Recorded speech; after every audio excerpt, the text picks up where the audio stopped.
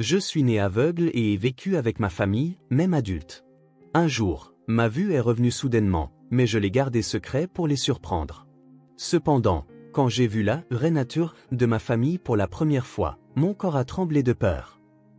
Avant de commencer l'histoire, n'oubliez pas de laisser un like et de vous abonner à la chaîne pour voir plus d'histoires comme celle-ci. Dans une petite ville du Midwest américain, vivait une famille chaleureuse de seulement 3 personnes. Leur vieille maison en briques n'avait rien de luxueux, mais elle était bien entretenue, et des fleurs de saison s'épanouissaient dans le petit jardin de devant. C'est dans cette maison que Catherine Harrison vivait avec ses parents, Frank et Martha. Catherine était aveugle de naissance. Cependant, sa vie quotidienne n'était pas tant plongée dans l'obscurité qu'elle n'était remplie de sons, de parfums et de textures riches. Chaque matin, elle se réveillait au son de l'arôme du bacon s'échappant de la cuisine et au pas léger de Martha sur le sol en linoléum. Frank avait l'habitude de se lever à 6 heures précises chaque matin et de fredonner doucement en préparant le café. « Catherine, es-tu réveillée? C'est encore une magnifique journée aujourd'hui. » Martha, qui travaillait à temps partiel comme femme de ménage, était toujours positive et était le rayon de soleil de la famille. « Bonjour, maman. Je suis déjà debout. » Catherine ouvrit la porte de sa chambre et descendit le couloir familier. Dans cette maison, elle pouvait se déplacer aussi librement que n'importe quelle personne voyante. La position des murs, la disposition des meubles, même les endroits où le plancher craquait, tout était ancré dans son corps. « Tu as rendez-vous avec Madame Johnson à 14 heures aujourd'hui. Et j'ai entendu dire qu'un nouveau client venait après. » Catherine travaillait comme masseuse-thérapeute dans un petit cabinet de soins aménagé au rez-de-chaussée de leur maison. Elle aidait à soulager les corps fatigués des habitants de la ville. Ses mains étaient sensibles et pouvaient détecter avec précision les tensions musculaires et les déséquilibres corporels. De nombreux clients disaient que les mains de Catherine étaient magiques, et certains venaient de loin pour recevoir ses soins. « Ah, c'est vrai. C'était Monsieur Roberts, n'est-ce pas ?» lança Frank depuis la cuisine. Retraité de l'usine, il aidait désormais aux tâches ménagères et soutenait le travail de Catherine. Il souffre de graves maux de dos depuis des années.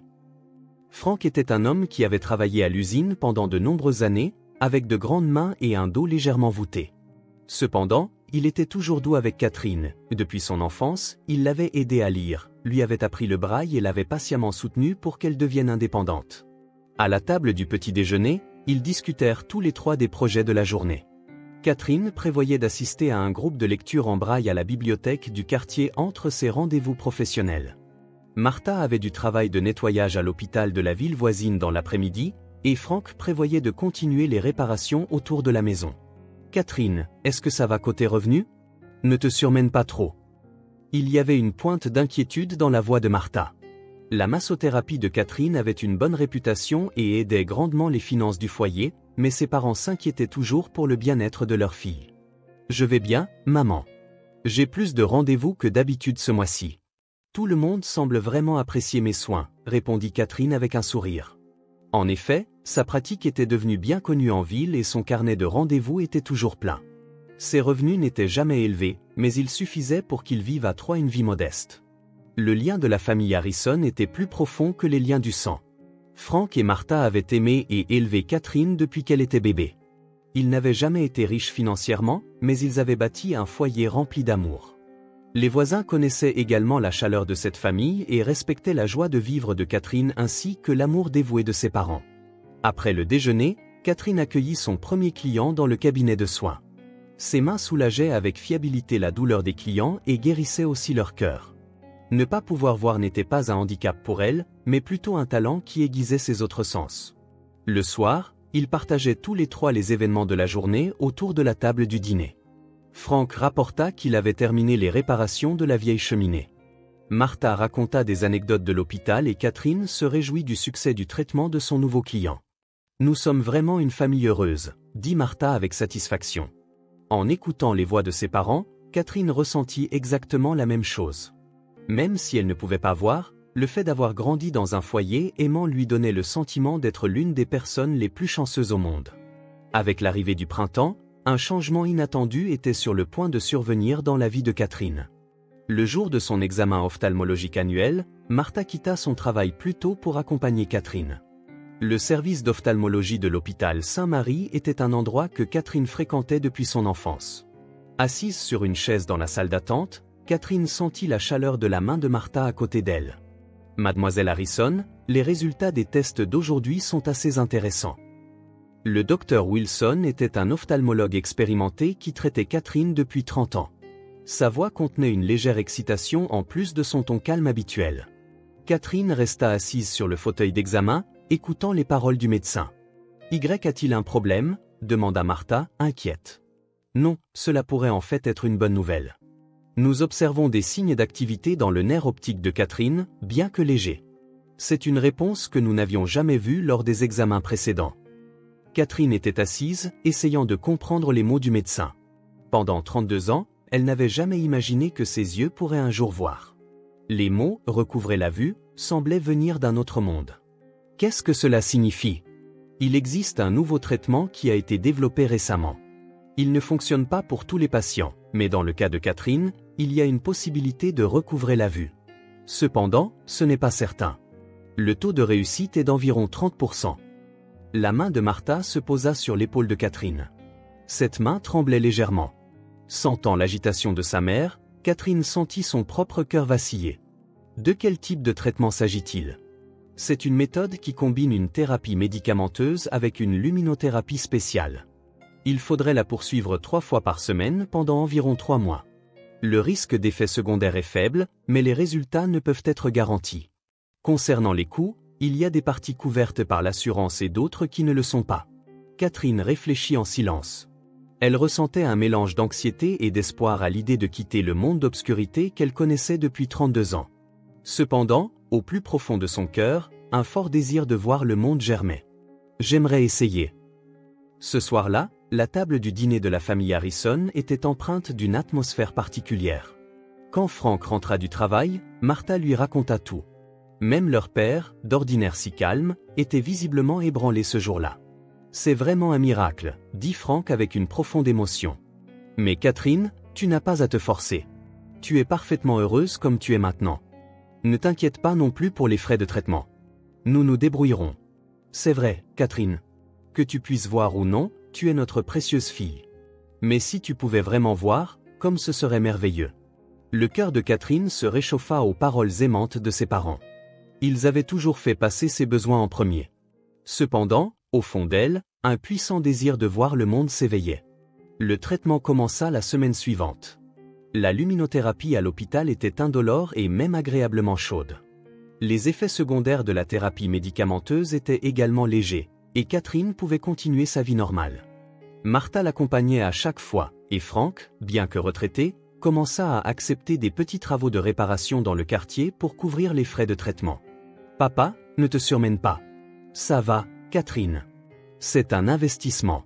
Un investissement dans ton avenir. » Les paroles de Frank étaient empreintes d'un amour profond. Environ 3 semaines plus tard, Catherine commença à ressentir de subtils changements. Dans ce qui avait été une obscurité totale, une vague sensation de lumière apparut. C'était si faible qu'elle ne pouvait dire si c'était un rêve ou la réalité. « Maman, j'ai l'impression qu'il y a peut-être des changements. » Martha serra la main de Catherine, cachant son excitation. « Qu'est-ce que tu ressens? » « Comme de la lumière, comme des ombres. C'est difficile à expliquer, mais quelque chose est différent. C'est comme s'il y avait quelque chose au-delà du brouillard. » Lors du contrôle des 6 semaines, le docteur Wilson ne put cacher sa surprise. « C'est incroyable. L'activité du nerf optique s'est considérablement améliorée. Continuons le traitement. Le rythme de la guérison est meilleur que prévu. » À partir de cette nuit-là, le monde de Catherine commença à changer rapidement. Au début, il ne s'agissait que de distinguer la lumière de l'ombre, mais peu à peu, les concepts de forme et de couleur émergèrent. C'étaient des sensations qu'elle éprouvait pour la première fois de sa vie. Le contour du bureau, la forme de la fenêtre, la position de la porte, tout correspondait aux souvenirs qu'elle avait appris par le toucher. Un matin, 2 mois après le début du traitement, Catherine se réveilla en sentant clairement la lumière qui filtrait par la fenêtre de sa chambre. C'était une lumière vive, différente de tout ce qu'elle avait jamais connu. C'est donc ça, la lumière? Elle ouvrit prudemment les yeux. Il y avait un monde qu'elle pouvait définitivement voir, bien que les contours fussent flous. Le mur, la fenêtre, la porte, les formes des objets qu'elle avait appris à reconnaître au toucher pendant 32 ans étaient maintenant visibles à ses yeux. Catherine tremblait d'excitation et de peur. Devait-elle immédiatement parler de ce changement miraculeux à ses parents? Cependant, un plan spécial se formait dans son esprit. Je veux faire une surprise à maman et papa. Elle se tint devant le miroir et vit son propre visage pour la première fois. Ce visage était légèrement différent de ce qu'elle avait imaginé pendant 32 ans. Cependant, ce visage montrait une profonde gratitude et un grand amour pour ses parents. 3 mois après le début du traitement, la vue de Catherine était complètement revenue. Cependant, elle n'en parla à personne. Le matin, elle continuait de s'habiller au toucher comme toujours et aidait ses parents à préparer le petit déjeuner avec les gestes familiers. « Catherine, comment te sens-tu aujourd'hui? Tu sembles avoir une mine plus radieuse ces derniers temps. » « Comme d'habitude, maman, » répondit Catherine avec un sourire. En réalité, elle voyait pour la première fois l'expression douce de sa mère et les yeux aimants de son père. L'amour qu'elle n'avait ressenti auparavant qu'à travers les voix et le toucher pouvait maintenant être confirmé par la vue. Le visage de Martha portait de profondes rides creusées par des années de labeur, mais elle formait un sourire magnifique. Les mains de Frank étaient rudes après de longues années de travail en usine, mais elles étaient toujours douces pour soutenir Catherine. Les cheveux de ses parents étaient plus grisonnants qu'avant, mais leurs expressions restaient emplies d'amour. « Je veux exprimer ma gratitude à maman et papa d'une manière spéciale », planifia Catherine dans son cœur.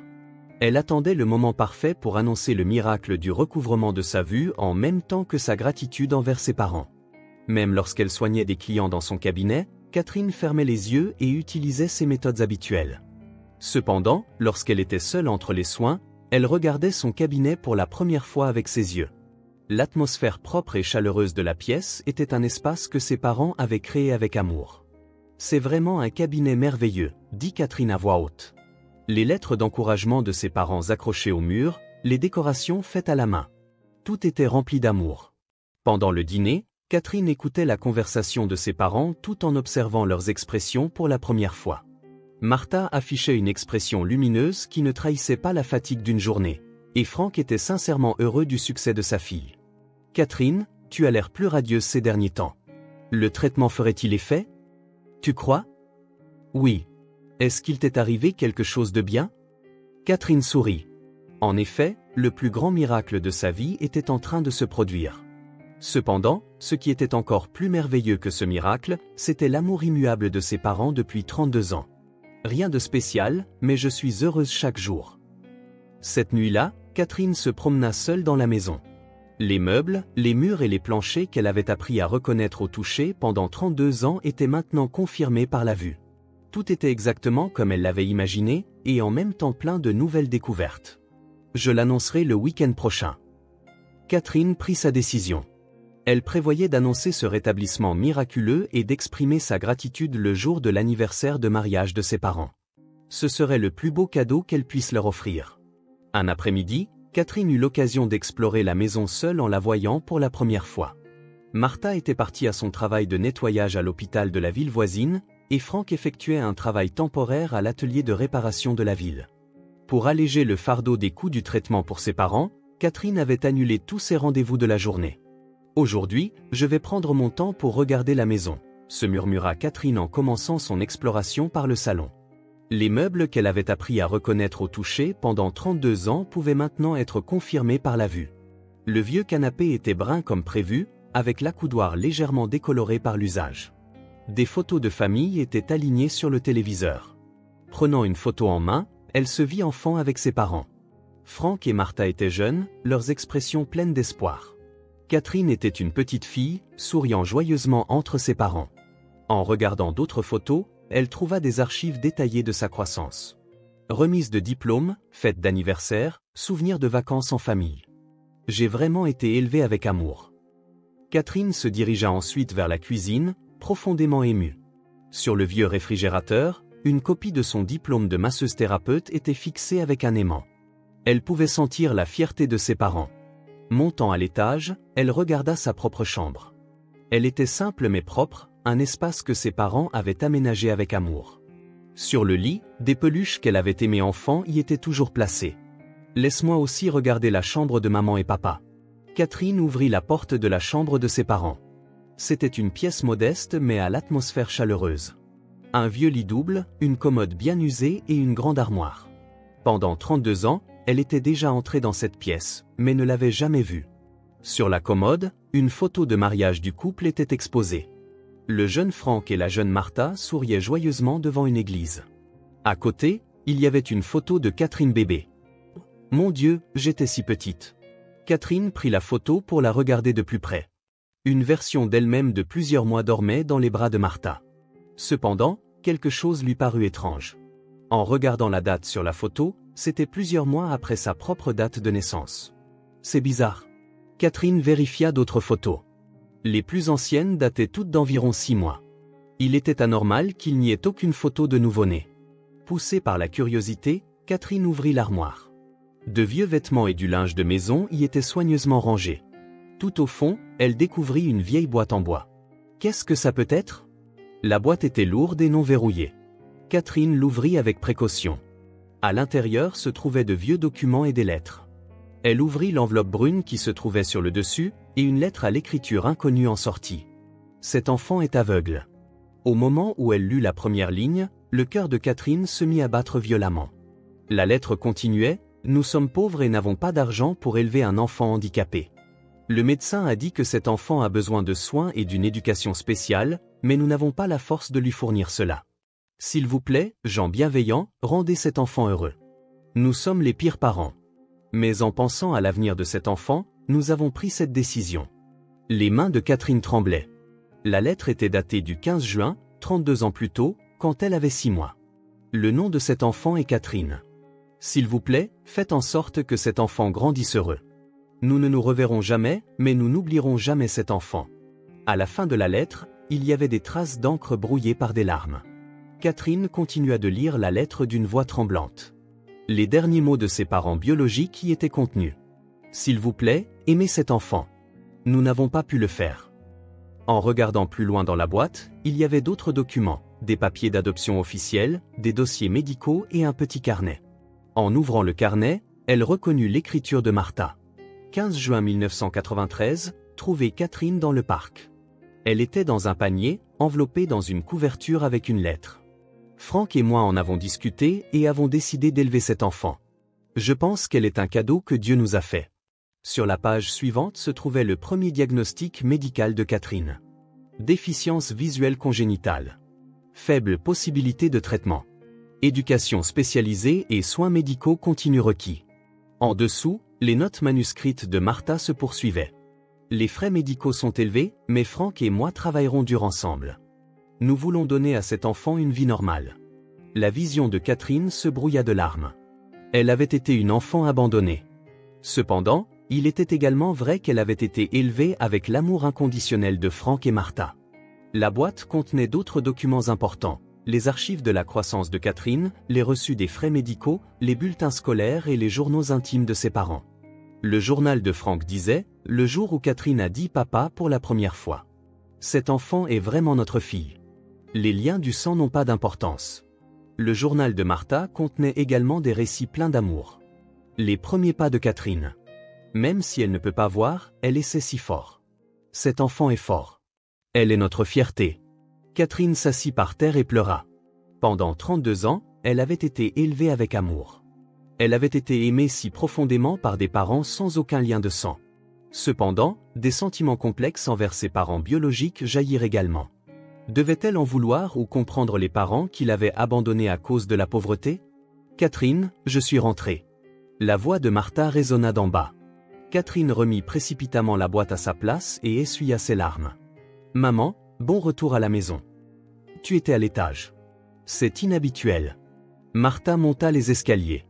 Catherine essaya d'agir normalement, mais sa voix tremblait. Je nettoyais juste un peu ma chambre. Martha regarda Catherine avec inquiétude. Est-ce que ça va? Tu as l'air un peu pâle. Je vais bien, maman. Juste un peu fatiguée. Catherine regarda Martha. Cette femme avait continué de l'aimer pendant 32 ans en tant que mère adoptive. Même sans lien de sang, elle lui avait montré une affection si profonde. Maman, merci. Pourquoi? Pour avoir toujours si bien pris soin de moi. Martha sourit et posa sa main sur la joue de Catherine. Tu es notre précieuse fille. Je ne fais que ce qui est naturel. Catherine sentit la chaleur de la main de sa mère tout en prenant une décision dans son cœur.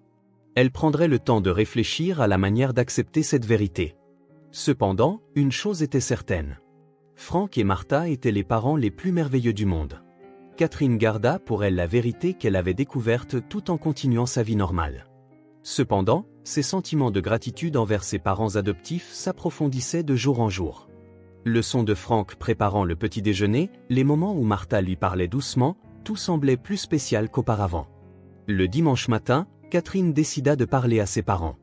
Après le petit déjeuner, alors qu'ils se détendaient tous les trois dans le salon, Catherine prit la parole calmement. « Papa, maman, j'ai quelque chose à vous dire. » Franck leva les yeux de son journal, et Martha arrêta de tricoter. Au sérieux de la voix de Catherine, les deux semblèrent sentir que quelque chose se passait. « Qu'y a-t-il, Catherine ? » « En fait, j'ai retrouvé la vue. Je peux voir complètement maintenant. » Franck et Martha eurent le souffle coupé simultanément. Martha laissa tomber son tricot sur ses genoux, et Franck laissa le journal glisser de ses mains. « Vraiment ? » demanda Martha d'une voix tremblante. « Oui, je peux voir complètement depuis 3 jours. Mais il y a autre chose d'important. » Catherine prit une profonde inspiration et continua. « J'ai trouvé la boîte en bois dans votre chambre et j'ai lu la lettre. » Les expressions de Franck et Martha changèrent instantanément. Martha se couvrit le visage et Franck soupira profondément. « Oh, Catherine !» La voix de Martha se brisa. « Nous avons toujours pensé que ce jour viendrait. Maman, papa, je ne suis pas en colère. Au contraire, je suis rempli de gratitude. » Catherine prit les mains de ses parents. Pour la première fois, elle les touchait en voyant leurs mains. « Je comprends maintenant à quel point j'ai été aimée et choyée pendant ces 32 ans. Les liens du sang n'ont pas d'importance. Vous êtes mes vrais parents. » Des larmes montèrent aux yeux de Franck. « Catherine, nous nous demandions en fait si nous devions te le dire, mais tu semblais si heureuse et nous ne voulions pas te blesser. »« Papa, je ne suis pas blessé du tout. Au contraire, savoir quelle personne merveilleuse vous êtes me rend fier. » Martha serra Catherine dans ses bras en pleurant. « Quand nous t'avons vue pour la première fois, nous avons senti que c'était le destin. Nous avons pensé que tu étais un cadeau que Dieu nous avait fait. » La boîte contenait divers autres documents. Des reçus de frais médicaux, des archives de croissance, des journaux intimes. Tout était une preuve d'amour. Franck se leva et monta à l'étage. Quelques minutes plus tard, il revint avec la boîte en bois. « Il n'y a plus besoin de cacher quoi que ce soit. Laisse-moi te montrer ce qu'il y a dans cette boîte. » Ils s'assirent tous les trois par terre et examinèrent le contenu de la boîte, un par un. Franck et Martha commencèrent à partager 32 ans de souvenirs. « Ça, c'est quand tu t'es levé pour la première fois. » Franck sortit une photo. « Tu avais 14 mois. Même si tu ne pouvais pas voir, tu essayais de marcher le long du mur et tu es tombé de nombreuses fois, mais tu n'as jamais abandonné. » Martha prit un autre document. « C'est le reçu de ton premier manuel en braille. C'était très cher, mais Franck a fait des heures supplémentaires pour te l'acheter. » Catherine regarda chaque archive tout en reconfirmant la profondeur de l'amour de ses parents. « Qu'est-ce que c'est ?» Catherine trouva un petit paquet de tissus. « Ce sont les vêtements que tu portais quand tu as été abandonné, » répondit doucement Martha. « Ils étaient si petits et tricotés à la main. Je suis sûre que ta mère les a faits avec amour. » Catherine prit les petits vêtements. « Ils ont en effet été faits avec amour. Ma mère biologique m'aimait aussi. » « Oui, Catherine. On peut le deviner en lisant la lettre. Cette personne t'a laissé partir parce qu'elle t'aimait. Elle était pauvre et n'avait pas les moyens financiers d'élever un enfant handicapé, » intervint Franck. « Je n'ai jamais eu de ressentiment envers tes parents biologiques. Au contraire, je leur suis reconnaissant parce qu'ils t'ont laissé partir. Nous avons pu te rencontrer. » Du fond de la boîte, une autre lettre émergea. Celle-ci était écrite par Franck et Martha. « À Catherine, si un jour tu lis cette lettre, nous voulons que tu saches ceci. Tu as changé nos vies. Sans toi, nos vies auraient été vides.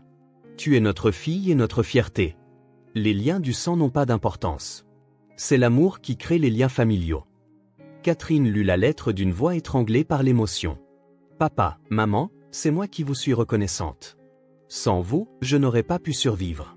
Pouvoir vivre une vie pleine d'amour, même sans la vue, c'était grâce à vous. » Ils s'étreignirent tous les trois en pleurant. 32 ans d'amour, de sacrifice et de dévouement avaient porté leurs fruits à cet instant.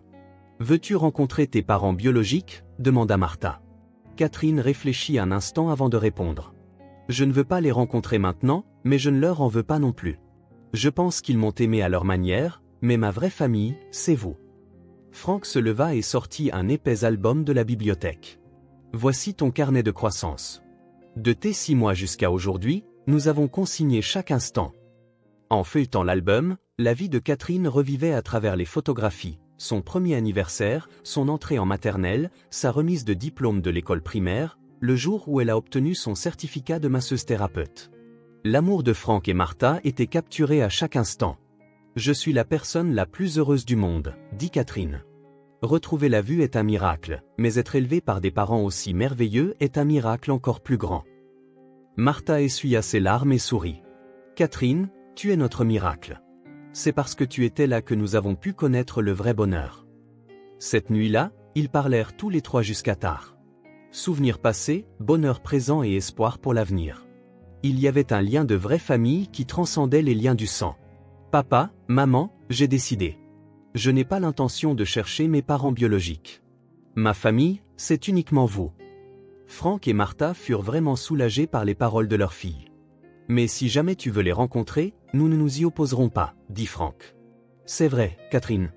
Nous ferons toujours passer tes sentiments en premier. » Catherine regarda ses parents et dit avec une gratitude sincère, « Merci, papa.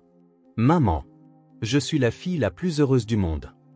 Et nous sommes les parents les plus heureux du monde. » 6 mois plus tard, la vie de Catherine avait radicalement changé.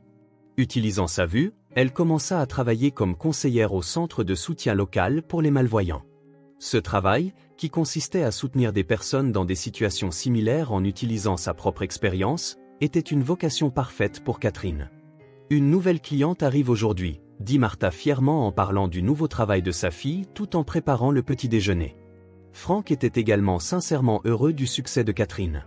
Les conseils d'une personne qui a vécu ce que Catherine a vécu, ce n'est pas à la portée de tout le monde. La relation entre les trois s'était encore approfondie depuis le jour de leur confession. Sans plus aucun secret, leur lien familial s'était renforcé. Avec les revenus de son nouveau travail, Catherine put soutenir le niveau de vie de ses parents. Franck réduisit ses travaux de réparation temporaire, et Martha put réduire son travail de nettoyage à l'hôpital à 3 jours par semaine. « Notre retraite est assurée », dit Martha avec un sourire. « Maman, il est encore trop tôt pour parler de retraite, mais tant que je serai là, vous n'aurez pas à vous inquiéter. » Un jour, Catherine eut l'occasion d'obtenir des informations sur ses parents biologiques. Un collègue du centre de soutien lui apporta un vieil article de journal. « Catherine, ceci pourrait te concerner. » L'article décrivait un couple qui avait abandonné son enfant 32 ans plus tôt pour des raisons économiques. Les noms n'étaient pas mentionnés, mais les circonstances correspondaient trop précisément. Catherine ressentit des émotions complexes en lisant l'article. Ses parents biologiques étaient peut-être encore en vie. Cependant, son cœur était déjà décidé.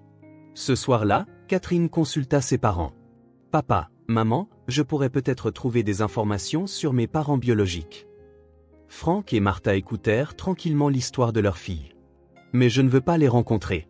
Ces gens m'ont laissé partir parce qu'ils m'aimaient.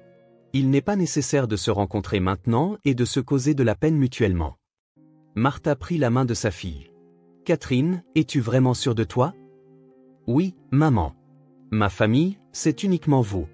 32 ans d'amour sont bien plus importants que les liens du sang. » Franck hocha profondément la tête. « Je respecte ta décision, Catherine. Mais si jamais tu changes d'avis, nous te soutiendrons à tout moment. » Catherine était reconnaissante de la compréhension de ses parents. Ils avaient toujours respecté ses souhaits. Le printemps arriva et de nouvelles fleurs s'épanouirent dans le petit jardin de la famille Harrison. Catherine pouvait voir les fleurs colorées pour la première fois. « Maman, ces fleurs sont vraiment magnifiques. Depuis que tu peux voir, le monde nous paraît différent à nous aussi. » Catherine était entièrement d'accord avec les paroles de Martha. Le recouvrement de sa vue avait apporté une nouvelle lumière à toute la famille. Un dimanche après-midi, ils se promenaient tous les trois dans le parc. Catherine marchait avec ses parents, pensant que quelque part dans ce parc se trouvait peut-être l'endroit où elle avait été abandonnée. « Papa, maman, merci. » « Pourquoi ? » ?»« De m'avoir trouvé, de m'avoir aimé et de m'avoir élevé. Je vous suis reconnaissante pour tout. » Franck et Martha furent émus par les paroles de leur fille. « Catherine, c'est toi qui as enrichi nos vies. C'est vrai. Tu es notre trésor. » Ils s'assirent tous les trois sur un banc du parc et regardèrent le coucher du soleil. Catherine était émue par la beauté du coucher de soleil qu'elle voyait pour la première fois. « Nous sommes vraiment une famille heureuse. » Franck et Martha acquiescèrent de tout cœur aux paroles de Catherine. L'amour au-delà des liens du sang, 32 ans de dévouement et le bonheur présent. Tout était en parfaite harmonie. Alors que le soleil se couchait, ils rentrèrent tous les trois à la maison. Catherine marchait bras dessus, bras dessous avec ses parents, ressentant une gratitude sincère. Être bénie d'une famille aimante était la plus grande fortune de la vie, encore plus que le miracle d'avoir retrouvé la vue. Papa, maman, je suis la fille la plus heureuse du monde. Et nous sommes les parents les plus heureux du monde. Le rire des trois résonna dans les rues crépusculaires. Le véritable amour familial transcende les liens du sang et dure éternellement.